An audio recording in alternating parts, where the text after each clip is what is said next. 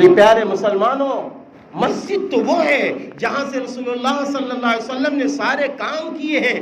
مسجد ہی کے اندر مشورے ہو رہے ہیں، مسجد ہی کے اندر نکاح ہو رہے ہیں، یہ سارے کام مسجد میں ہو رہے تھے، یہ سارے کام مسجد میں ہو رہے تھے۔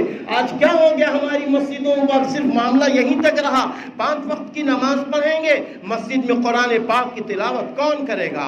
مسجد میں بیٹھ کر دین کا مشورہ کون کرے گا؟ مسجد میں بیٹھ کر اپنے محلے کی، مسجد کی آبادی کا مشورہ کون کرے گا؟ مسجد میں بیٹھ کر اپنے محلے کے غریب لوگوں کی مدد کا مشورہ کون کرے گا؟ اپنی مسجد میں بیٹھ کر اپنے محلے کی یتیم لڑکیوں کے فیصلے کون کرے گا؟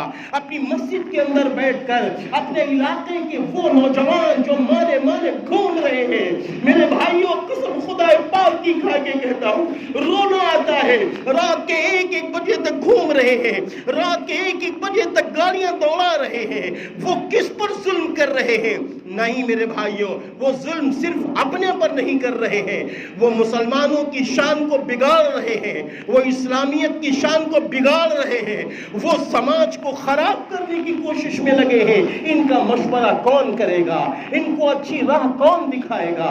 ان کو اچھا کاروبار کون دلائے گا؟ آج وہ بیٹیاں جو ہماری بیٹیاں خیروں کے پاس جا رہی ہیں، ان بیٹیوں کا ایمان کون بچائے گا؟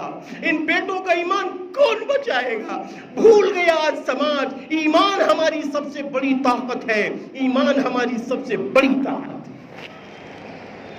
ایمان چلا گیا، ہم کوڑی کے تین ہیں، ہم سے اچھا تو کوڑا اور کرکٹ